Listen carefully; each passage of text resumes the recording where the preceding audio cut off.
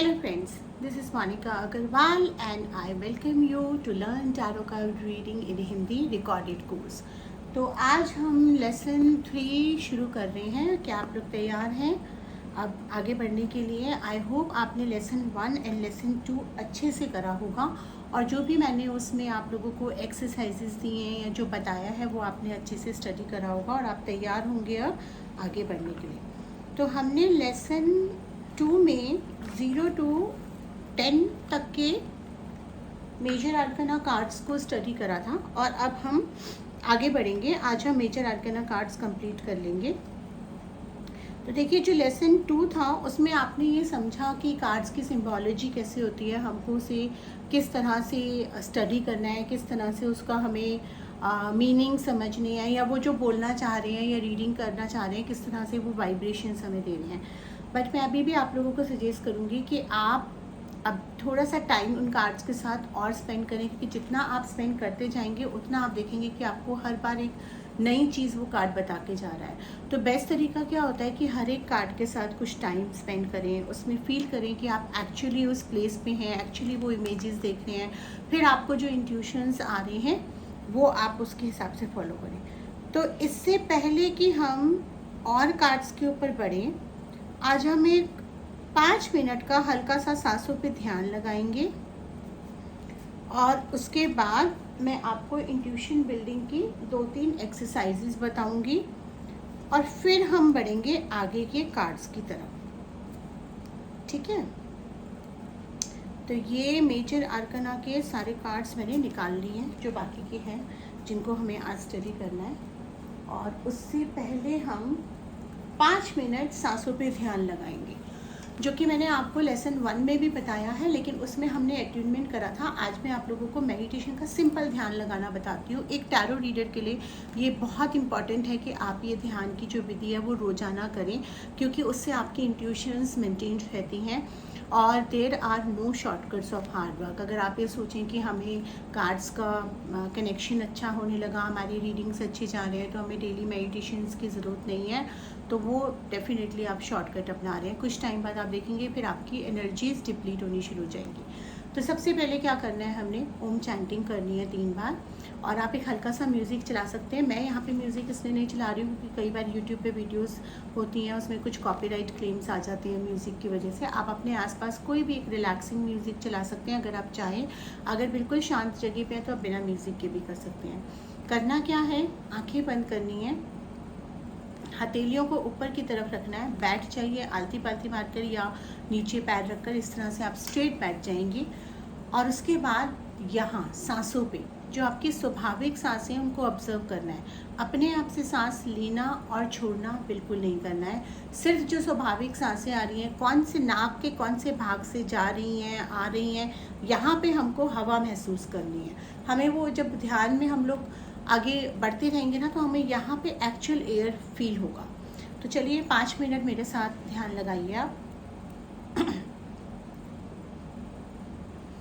एक deep breath in, out, deep breath in, out, deep breath in,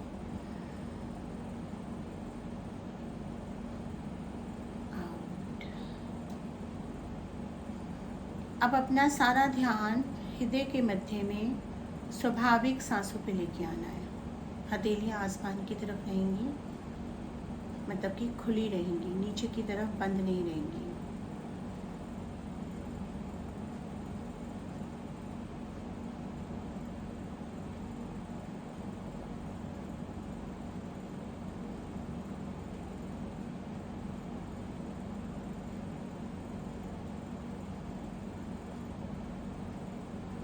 सांसों के आने और जाने की विधि को आनापानसति कहते हैं। मतलब कि अपनी सांसों के आने और जाने के क्रम को जानना। प्रकृति है कि हम अपने आप पे ध्यान अच्छे से लगा सकते हैं, बशर्ते हमें उसका एहसास होना चाहिए और उसकी प्रैक्टिस होनी चाहिए। तो इस तरह से आपको अपने सांसों पे ध्यान लगाना है और ये बहुत ईज़िली हो जाएगा। शुरू में हो सकता है कि आपका मन भटके, आपको लगे कि भाई अभी मुझे ये काम करना है, फ्यूचर में क्या होगा, पास्ट में क्या होगा, कुछ आपको मेमोरीज ऑन कर सकती हैं, दिमाग इधर उधर जा सकता है। बट कहते हैं ना, practice makes the man perfect. Practice करते करते आप इजीली 5-10 मिनट, 15 मिनट, आधा घंटा तक ध्यान लगाना सीख जाएंगे। सांसों पे ध्यान लगाना सबसे अच्छी विधि है। इवन अगर आप गीता भी पढ़ेंगे ना, तो गीता में भी 13वें अध्याय में या 18वें अध्याय में, एग्जैक्टली मुझे याद नहीं है कौन से अध्याय में, सॉरी माफ़ करना, लेकिन शायद 13वें अध्याय में ये विधि श्री कृष्ण भगवान ने बताई हुई है। ध्यान लगाने की जो असली विधि होती है कि आप अपने सांसों पे ध्यान लगाइए, अपने सांसों को कंट्रोल करिए, अपने माइंड को कंट्रोल करिए। अगर आपने अपने माइंड को और अपने सांसों को कंट्रोल कर लिया तो आपने समझिए कि आपने पूरा जग जीत कर लिया। आपके मन के हारे हार है और मन के जीते जीत। और mind is the master controller of the life end of everything. तो अगर आप उसको कंट्रोल कर लेंगे तो आप 5 सेंसेस से अबव जाके 6 सेंस तक पहुंचना कोई बहुत बड़ी बात नहीं रहेगी। तो अब हम आते हैं कार्ड्स के ऊपर। तो हम आगे की कार्ड्स करते हैं। उससे पहले मैं आपको ये दिखाना चाहती हूँ कि ये मेरा एक ब्लॉग है, tarotreadermonica.com, tarotreadermonica.com/blog, जो मेरी वेबसाइट है ओरिजिनल, tarotreadermonica.com। ये आपको हर जगह डिस्क्रिप्शन में मिल जाएगी। उसके ब्लॉग सेक्शन में जब आप जाएंगे तो यहाँ पे आपको काफ़ी सारे आर्टिकल्स मिलेंगे और यहाँ पे जब आप 3 डॉट पे क्लिक करेंगे तो आप प्लेलिस्ट में या आप बाकी जो पुराने आर्टिकल्स हैं उनमें आप जा सकते हैं। वहाँ पे तो खैर अबाउट मी और वीडियो गैलरीज़ हैं। नीचे अगर आप जाएंगे तो ये लिस्ट मिल जाएगी आपको, राइट, ये वाली मिल जाएगी। टैरो स्प्रेड्स के लेआउट मिल जाएंगे जिसमें 2 लेआउट का डाला है, और tarot card lessons and meanings. तो मेजर आर्काना के जो एक्स्ट्रा नोट्स आपको चाहिए मैंने अपने ब्लॉग्स में लिखे हैं, कुछ मैंने हाईलाइट करा है कि वो कार्ड्स किस किस तरह से किस किस मीनिंग में हैं, आप इनको पढ़ सकते हैं। उसके अलावा अगर आप मेरे यूट्यूब चैनल पे जाते हैं जो कि again tarot card reader Monika Agarwal, अरे सॉरी, यूट्यूब पे तो आप लोग देख ही रहे हैं तो आपको पता ही है। यहाँ पे भी प्लेलिस्ट में आप जाते हैं तो फ्री वीडियोस कुछ अपलोडेड है, जिसमें टैरो मिनी लेसन्स करके एक प्लेलिस्ट है जिसमें मैंने कार्ड्स के बारे में एक्सप्लेनेशंस और भी दे रखी हैं। तो आप एक्स्ट्रा नोट्स के लिए, एक्स्ट्रा नॉलेज के लिए आप उनको कंसल्ट कर सकते हैं। अदरवाइज़ मटेरियल तो काफ़ी जगह मिल जाता है। चलिए अब हम कोर्स में आगे बढ़ते हैं। अब हम जस्टिस के कार्ड पे आते हैं। कल तक हमने वर्ड के कार्ड तक करा था और व्हील ऑफ फॉर्चून के कार्ड तक करा था जो कि 10th कार्ड था। अब हम 11th कार्ड पे आते हैं, जस्टिस। जस्टिस का कार्ड अगर आप देखेंगे तो यहाँ पर आपको जो फिगर दिखाई दे रहा है ये एक तरह से एक कोर्ट रूम या एक लॉ या एक इस तरह का फिगर दिखाई दे रहा है जो लॉ बाइडेड है, मतलब कि जैसे कि जस्टिस का कार्ड है। तो यहाँ पे ये दिखाता है रेड कलर है, यहाँ पे पीछे एक बैकग्राउंड है, येलो कलर है, ये फिगर ने भी इस तरह का रोब पहन रखा है। इसका मतलब ये होता है कि अगर आपने कोई प्रॉब्लम्स झेले हैं या आप किसी पर्टिकुलर सिचुएशन में हैं तो justice will be serve to you, या फिर उस सिचुएशन का वही आउटकम होगा जो कि सही होगा या जो कि कर्मों के बेसिस पे होगा। तो जस्टिस का कार्ड हमको ये सिखाता है कि अगर हम डिले भी हो रही हैं, कोई चीज़ें कुछ भी हो रही हैं, लेकिन अगर हमने कोई मेहनत करी है, हमने सही काम करे हैं तो उसका जस्टिस हमको मिलेगा। स्ट्रेट फॉरवर्ड कार्ड है, बहुत ज़्यादा इसके मीनिंग्स नहीं निकलते हैं, बहुत ज़्यादा इंडिकेशंस नहीं देता है, बट डिपेंड करता है। कई बार अलग अलग रीडिंग्स में कई बार क्या होता है कि आप कोई रीडिंग कर रहे हैं, किसी ने आपसे क्वेश्चन पूछा कि भाई पर्टिकुलर पर्सन मेरे लिए कैसा फील करता है, या पर्टिकुलर पर्सन की फैमिली मेम्बर में मेरे लिए कोई कैसा फील करता है, या इस सिचुएशन में ये कोई पर्सन इन्वॉल्व है उसका एटीट्यूड कैसा रहेगा सिचुएशन के लिए, वहाँ पे ये कार्ड आ जाता है। तो इसके साथ देखिए, कार्ड्स की जो रीडिंग होती है ना, उसमें कनेक्टिंग कार्ड्स बहुत इंपॉर्टेंट होते हैं। आपके पास कनेक्टिंग कार्ड्स कैसे आ रहे हैं उसके बेसिस पे ही आप वो रीडिंग्स कर पाते हैं, वो आउटकम दे पाते हैं। लेकिन जब हम एक पर्टिकुलर सिंगल कार्ड की बात कर रहे हैं तो दिस इज़ समथिंग कि जो भी होगा वो जो सही होगा उसके फेवर में होगा। अगर आप सही हैं तो आपके फेवर में होगा, अगर दूसरी पार्टी सही है तो उसके फेवर में होगा। That is what justice card means. Now coming to the hangman, it's a very interesting card. Hangman के कार्ड को ना एक बहुत ही खास बात है इस कार्ड में, आप इसको सीधा देखेंगे तो यह आदमी उल्टा लटका हुआ नज़र आएगा, आप इसको उल्टा कर देंगे तो यह आदमी सीधा नज़र आएगा। This is the best part, very interesting part. चलिए अभी हम अपराइट का देखते हैं। अपराइट में ये कार्ड कन्फ्यूज़न को डिनोट करता है। एक पैर पे खड़ा इंसान वो करता है, लेकिन यहाँ पर ये दिखाता है कि ये सिचुएशन में काफ़ी सारा मैसिंग है, काफ़ी सारा कन्फ्यूज़न है, काफ़ी सारा क्लैरिटी नहीं है। लेकिन उसके बावजूद अगर आप ध्यान से देखेंगे तो ये फिगर एक पैर पे खड़ी है और बैलेंस नहीं बिगड़ा है। कन्फ्यूज़न है मगर बैलेंस नहीं बिगड़ा है, डाउट्स है मगर बैलेंस नहीं बिगड़ा है। मतलब सिचुएशन हो या पर्सन हो या किसी भी चीज़ में बैलेंस इज स्टिल देयर, क्योंकि this denotes a great balance, you know, standing on a one leg एकदम स्ट्रेट। और ये जो यहाँ पे माइंड के ऊपर जिस तरह से इसके बाल दिखाए गए हैं, ये कन्फ्यूज़न को डिनोट करता है कि बहुत कन्फ्यूज है पर्सन। लेकिन अगर इस सिचुएशन में से या अगर इस पर्सन में से ये कन्फ्यूज़न निकाल दिया जाए और उसकी जगह कॉन्फिडेंस रिप्लेस कर दिया जाए तो this can be a very balance situation और अ बैलेंस पर्सन। तो हैंगमैन का कार्ड कन्फ्यूज़न, डाउट्स, इस तरह की चीज़ों को डिनोट करता है, मगर साथ में ये भी बताता है कि still the balance is there and it can be, you know, bring it back. ये बैलेंस जो है वो अपनी पूरी सिचुएशन में, पूरे रिलेशनशिप में, पूरे करियर में हम वापस ला सकते हैं या हम इसको कंट्रोल कर सकते हैं और वापस एक हेल्दी लाइफस्टाइल पे या एक हेल्दी सिचुएशन में आ सकते हैं। Now coming to the death card, again a very interesting card, because death का मतलब, डेथ का कार्ड आते ही आपका सबसे पहला दिमाग क्या चलता है कि भाई डेथ का कार्ड आ गया, मौत। अब मौत से हर किसी को डर लगता है, लेकिन death not necessarily be a physical death. A death can be an end of something, और जब कोई चीज़ अंत होती है तो उससे ज़्यादा खूबसूरत चीज़ स्टार्ट होती है, न्यू बिगनिंग हो जाती है। अगेन अगर आप फूल के कार्ड को देखें और डेथ के कार्ड को देखें तो ये इंटर रिलेटेड होता है। Fool is a new beginning card but comes with a warning, because नई बिगनिंग हो रही है तो आपको वार्निंग करना है। Death is a transformation card. अगर हमारे लाइफ में कोई अच्छा ट्रांसफॉर्मेशन भी हो रहा है तो कई बार क्या होता है ना कि कुछ ट्रांसफॉर्मेशन अच्छे के लिए भी होते हैं मगर पेनफुल हो जाते हैं। एग्जाम्पल, आप एक घर है, एक घर में आप 10 साल से रह रहे हैं, 12 साल से रह रहे हैं, आप एक नया घर लेते हैं, बड़ा घर लेते हैं या आप एक अपना घर लेते हैं, तो आपको ऑब्वियसली वो जो ट्रांसफॉर्मेशन है थोड़ा सा कई बार पेनफुल होगा, क्योंकि आप उस जिस घर में 10 साल से रह रहे हैं उसके साथ आपकी अच्छी बुरी बहुत सारी मेमोरीज जुड़ी होती हैं। तो जब भी हम एक घर शिफ्ट करते हैं हम अच्छे के लिए करते हैं, लेकिन हमें एडजस्टमेंट में टाइम लगता है। इसी तरह से लाइफ का भी सिचुएशन है, ट्रांसफॉर्मेशन का कार्ड है। कोई चीज़ ख़त्म हो रही है तो एक नई चीज़ आ भी रही है आपके लिए, लेकिन उसको ख़त्म होने देना चाहिए। मान लीजिए रिलेशनशिप, कोई रिलेशनशिप है, आप बहुत अब्यूजिव रिलेशनशिप में रहे हैं, वायलेंस रहा है या फिर आपकी कंपैटिबिलिटी नहीं रही है और आपने अब वो रिलेशनशिप एंड पे आ गया, उसका डेड एंड आ गया।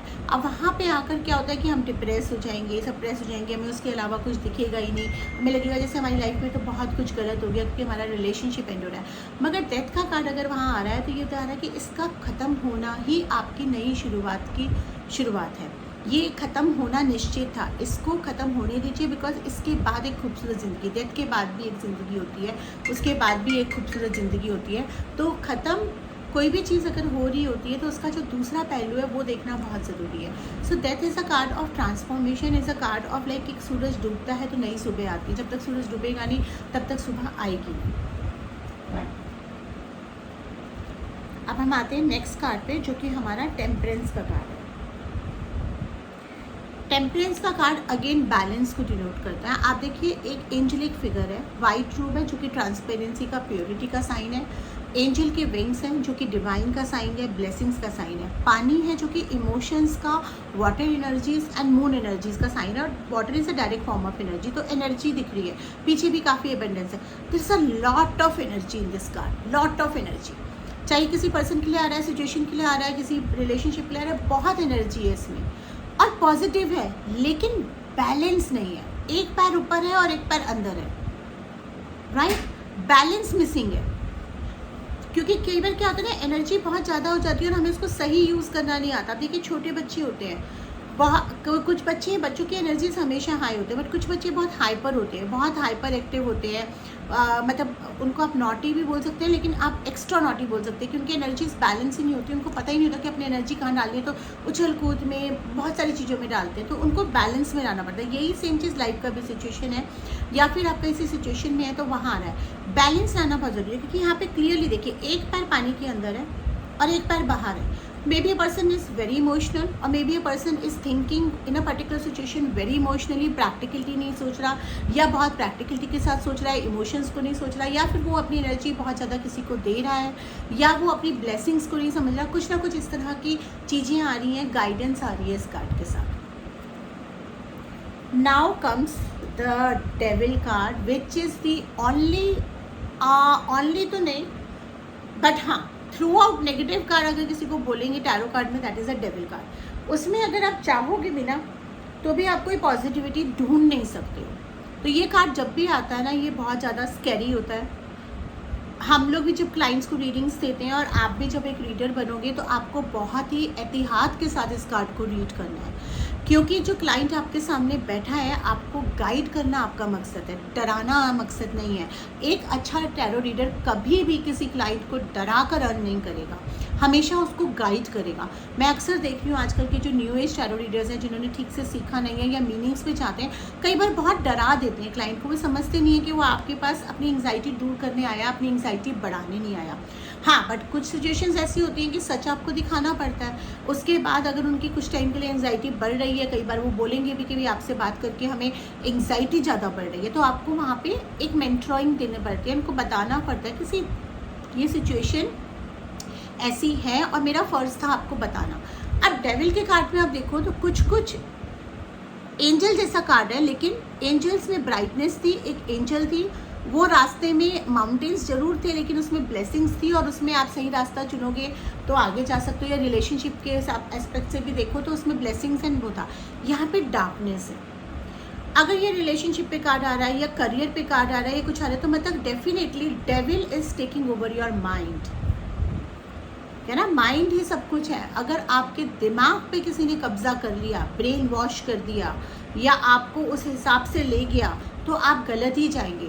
इन a relationship it can be an indication of lust instead of love, it can be indication of brainwashing, it can be indication of betrayal, it can be indication of addictions. In career, in relationship, maybe some things is very lucrative, लेकिन उसके पीछे आपके लिए ठीक नहीं है चीज़ें। और ये ब्लैक मैजिक का भी कार्ड होता है इन बहुत केसेस में, नेगेटिविटी और ब्लैक मैजिक।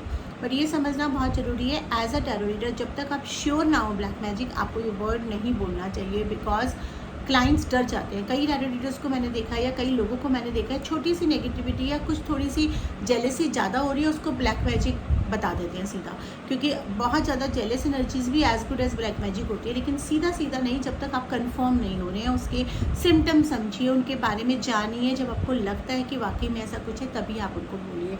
अदरवाइज़ वो बेचारे आप पे विश्वास कर लेंगे और आप खुद भटके हो या उनको भी भटका देंगे। Now second negative card, but it's not a through out card, because इसमें नेगेटिविटी के साथ कुछ पॉजिटिविटी है। वैसे डेविल के कार्ड में भी देखा जाए तो हम पॉजिटिविटी ढूंढ सकते हैं। अगर उसमें नेगेटिविटी है तो ये एक पॉजिटिव साइन है कि आपके पास वो कार्ड आ गया और आपको वो वार्न कर रहा था कि आप अपनी लाइफ से निकल सकें और पॉजिटिविटी बना सकें। Anyways, coming to the tower card, यहाँ पे एक टावर है, इसमें आग लगी हुई है, 2 लोग नीचे गिर रहे हैं, डिस्ट्रक्शन को शो करता है। कोई बहुत ऐसी सिचुएशन जो बहुत ही डिस्ट्रक्टिव होने वाली है, कोई चीज़ आपको बहुत नुकसान करने वाली है, कोई मिसफॉर्चून पास ऑन कर रहा है या पास ऑन करने वाला है। आप किसी टफ सिचुएशन से निकल रहे हैं, निकल गए हैं, या अभी अभी निकल के चुके हैं। डिप्रेशन, स्ट्रेस है। बट यहाँ पे देखिए टावर है, टावर में आग लग रही है, नुकसान बहुत हुआ है, डिस्ट्रक्शन, बट यहाँ पे लोग नीचे गिर रहे हैं, तो बच के भी निकले हैं। आपका नुकसान और ज़्यादा हो सकता था, लेकिन शायद आप उस डिस्ट्रक्शन पे रुक गए या बच गए। तो इसलिए ये भी एक तरह का वार्निंग साइन होता है कि मान लीजिए आप कोई बिजनेस डील करने जा रहे हैं और उसमें ये कार्ड आ रहा है थ्रू आउट, मतलब कि सतर्क हो जाइए, यहाँ पे नुकसान हो सकता है। कोई शेयर ट्रेडिंग करने जा रहे हैं, टावर का कार्ड आ रहा है, तो भाई सतर्क हो जाइए। आप कहाँ लगा रहे हैं, कितने पैसे पे लगा रहे हैं, क्या ये राइट टाइम है लगाने का, या अंधाधुंध तो नहीं लगा रहे हैं। इसी तरह से रिलेशनशिप्स में भी ये कार्ड डिस्ट्रक्शन को शो करता है, वार्निंग साइन होता है। स्टार का card, it gives a very positive feeling, but इसके भी 2 एस्पेक्ट हैं। एक तो सीधा सीधा मतलब ये होता है कि भैया आपको स्टार्स फेवर कर रहे हैं, सितारे आपके फेवर में, आप जो भी काम करेंगे आपका वो फलेगा फलेगा। लेकिन यहाँ पे आप देखिए न्यूडिटी इज़ अ ट्रांसपेरेंसी, सन है, मून है, सॉरी, सितारे हैं, पानी है, और चांद की चांदनी पानी में पड़ रही है, ठीक है। अगेन यहाँ पर आपके लिए चीज़ पॉजिटिव होगी, बट यहाँ पे एक चीज़ आ रहा है कि आप बहुत सारी एनर्जी उन चीज़ों में डाल रहे हैं बाहर की तरफ जो पानी गिर रहा है, जिसमें ज़रूरत नहीं है। तो अगर मान लीजिए कोई पूछता है कि भाई मेरे को जॉब नहीं लग रहा, या मेरे को सक्सेस नहीं मिल रहा करियर में, या मुझे बिज़नेस में सक्सेस नहीं मिल रहा, तो हो सकता है कि आप वहाँ पे बहुत ज़्यादा एनर्जी डाल रहे हो जहाँ पे ज़रूरत ही नहीं है, या आप स्कैटर्ड हो, मल्टीपल चीज़ों में हो, तो आपका फोकस ऑफ एनर्जी नहीं बना, तो आप एनर्जी में डालिए। ये कई बार ऐसा कार्ड भी हो जाता है कि किसी केसेस में क्या होता है ना, कुछ लोगों को बहुत नेगेटिविटी फील होती है, मेरे पास आते हैं, ये कार्ड निकल आता है, मतलब कि they might be some people, यानी फ्रेंड सर्कल में कुछ ऐसे होते हैं जहाँ पे आप अपनी एनर्जी बहुत ज़्यादा दे रहे हैं और आप अपने कामों पे एनर्जी नहीं दे पा रहे हैं, दे सकिंग योर एनर्जी, इस तरह का कार्ड होता है। अदरवाइज ये पॉजिटिव ही कार्ड है, बट ये साथ में आता है वार्निंग कि आपको अपनी एनर्जी सही जगह फोकस करनी है। अनइंटेंशनली आपको एनर्जीज वहाँ नहीं देनी है, या उन इमोशंस में नहीं देनी है, या उन नेगेटिव इमोशंस में नहीं देनी है जो आपकी ग्रोथ को रोक रहे हैं। मून का कार्ड आता है। Moon is a हाउलिंग card. आप देखिए ना, मून है, यहाँ पर एक लेडी का फिगर बन रहा है जो कि क्राई कर रही है, नीचे कुछ हाउल करते हुए बिच्छू है, डॉग, भेड़िए इस टाइप के हैं। Jealousy, envy, moon energies in a negative way. आपको पता है जब चंद्रमा की एनर्जीज जो होती हैं, जब आपको नेगेटिवली इफेक्ट करती हैं, तो डिप्रेशन, स्ट्रेस, अनवांटेड एनिमीज, छिपे हुए दुश्मन, लोग जो आपको नीचे गिराएं, लोग जो आपसे जेलस हों, उस तरह की चीज़ों को इंडिकेट करती है। तो दो मतलब हो सकते हैं। चंद्रमा की दशा खराब चल रही है, अगर हम प्लानिटरी मतलब में चाहें तो उससे रिलेटेड आप उपाय कर सकते हैं। माइंड के रिलेटेड में चाहें तो माइंड आपका डिप्रेस है, परेशान है, या कुछ लोग ऐसे हैं जो ब्रेन वॉश कर रहे हैं या आप पे अच्छा असर नहीं डाल रहे, या कुछ लोग ऐसे हैं जो जेलस हैं आपसे, खुश नहीं है आपकी ग्रोथ को देखकर, आपको डाउन फील कराते हैं। ऐसे लोगों से सतर्क रहिए, इस तरह का कार्ड ही आ रहा है। मून के साथ साथ मून मदर एनर्जीज को भी डिनोट करता है, तो ये एक इंडिकेट ऐसा भी होता है कि आप अपनी मदर से रिलेशंस अच्छे करिए तो आपको बेनिफिट होगा। इसी तरह से सन के कार्ड पे आते हैं। सन इज़ अ कार्ड, अगर हम देखें तो ये वैदिक में अगर हम चाहते हैं तो सूर्य का कार्ड है। सूर्य हमारे फादर से रिलेटेड होता है, सूर्य पावर से रिलेटेड होता है, करेज से रिलेटेड होता है, ईगो से रिलेटेड होता है, डोमिनेंस से रिलेटेड होता है, कमांड से रिलेटेड होता है। किसी भी सिचुएशन में आपका कमांड होना, किसी भी काम में आपका डोमिनेंस होना, किसी भी रिश्ते में आपका अपर हैंड होना, ये उसको डिनोट करता है। फेम को डिनोट करता है। घोड़ा है, एक बच्चा है जो चाइल्डिश एनर्जी, इनोसेंस को डिनोट कर रहा है। साथ में पीछे रोब आ रहा है, हैप्पी एनर्जीज हैं, मतलब something happy is going to happen. आपको सक्सेस मिलेगा, अचीवमेंट मिलेगा, आप सक्सेस राइट करेंगे। और सूर्य को जल देना, अगर हम एस्ट्रोलॉजिकल रीडिंग्स कर रहे हैं और उसमें एक कार्ड निकल के आता है, तो जिससे उसके आप सूर्य को जल देते हैं तो आपको बेनिफिट होगा। आप अपने फादर के साथ रिलेशन अच्छे कर सकते हैं, कोई फादरली फिगर आपको हेल्प कर सकता है। इस तरह के सारे मतलब इससे निकल कर आते हैं।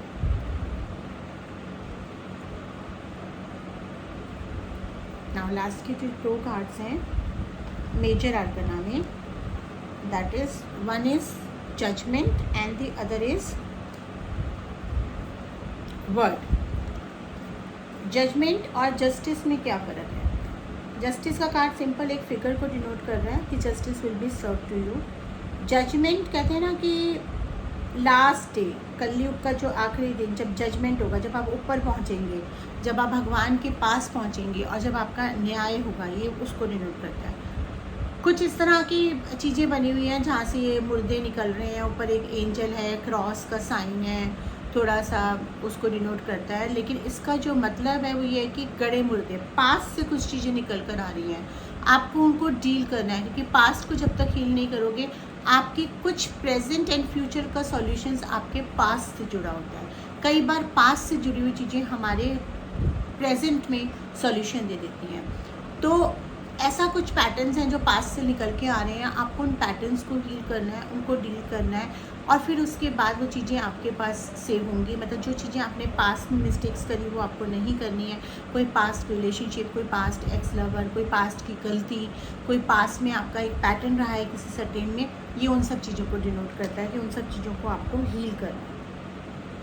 कई बार ऐसा भी होता है कि कोई पास्ट से आपकी लाइफ में आएगा, आपसे माफ़ी मांगेगा, आपको आप अपनी वो बंद मुट्ठी जो आपने एंगर की, नफ़रत की या ग्रजेस की बंद कर रखी है, शायद आपकी वो बंद मुट्ठी खुल जाएगी और आपको मौका मिलेगा कि आप उसको फॉरगिव कर सकें और मूव ऑन कर सकें। मूव ऑन का एक ही तरीका है, फॉरगिव।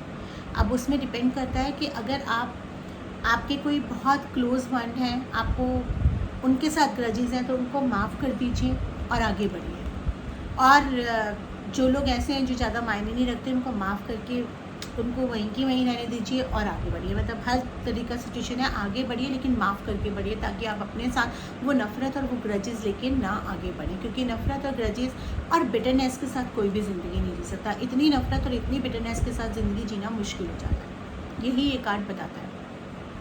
वर्ड के कार्ड पे अगर आप आते हैं, वर्ड का कार्ड आप देखिए, मेटलिस्टिक वर्ड को शो करता है। एक फिगर है, उसके दोनों के हाथ में कैंडल या वैन टाइप का है, पूरी तरफ से घिरा हुआ, मतलब मेटलिस्टिक चीज़ों में है। चारों तरफ आसमान से चारों दिशाओं से कुछ कुछ आ रहा है। कहीं से एक लेडी फिगर है, कहीं से एक बर्ड फिगर है।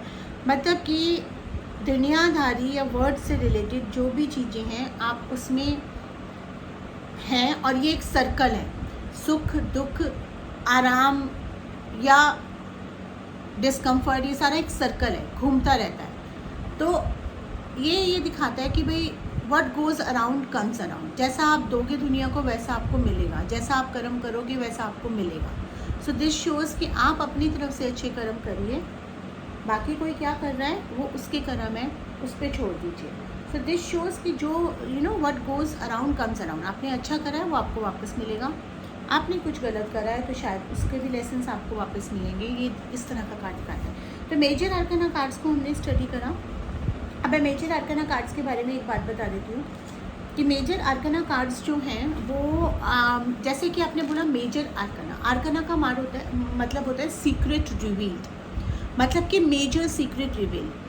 ऐसा नहीं है कि जो माइनर आर्काना कार्ड्स हैं अगर वो रीडिंग्स में आ रहे हैं तो हमने उनको ध्यान नहीं देना या उनका मतलब कहीं फीका पड़ जाएगा। लेकिन जब मेजर आर्काना कार्ड्स आपके रीडिंग्स में आते हैं उस कार्ड को हम बिल्कुल अवॉइड नहीं कर सकते। जैसे हम लोग कई बार क्या कहते हैं, रीडिंग कर रहे हैं, 5 कार्ड आ गए, हमने एक एक कार्ड का फटाफट देखा और हमने एक बना दिया, मतलब एक आंसर बना दिया इज़ अ रॉन्ग लैंग्वेज, मतलब जो भी हमें इंट्यूशन आई वो हमने बता दिया। लेकिन टैरो की लैंग्वेज में इसको स्टोरी टेलिंग कहते हैं। लेकिन वो स्टोरी एग्जैक्ट मतलब ऐसा नहीं कि वो कहानी होती है, वो सच ही होता है जो इंट्यूशन के थ्रू हमारे पास आ रहा है।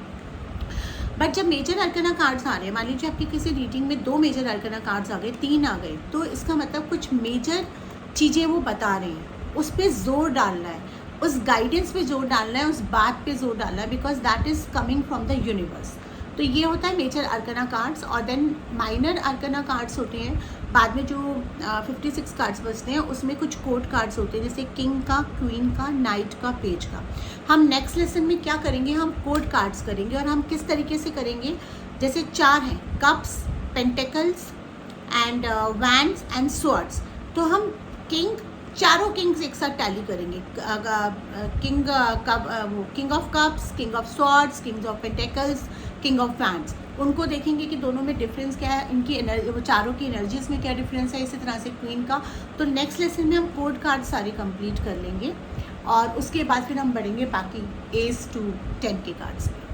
तो ये आपको, आई होप आपको 3rd लेसन भी पसंद आया होगा। अगर आपने मेंबरशिप अभी तक नहीं लिया है तो ले लीजिए। और जैसा कि मैं हर बार कहती हूँ, आपको ये कोर्स डेफिनेटली बेनिफिट करेगा। जो मेरे 1-to-1 वीडियो क्लासेस होती है बिल्कुल वैसा ही लगेगा और ये बहुत ही रीज़नेबल प्राइस में है। तो करिए, अपने फ्रेंड्स को भी रिकमेंड करिए, वो लोग भी यूट्यूब पे ये कोर्स कर सकते हैं। और हम मिलते हैं 4th लेसन पे। चैनल भी सब्सक्राइब कर लीजिएगा।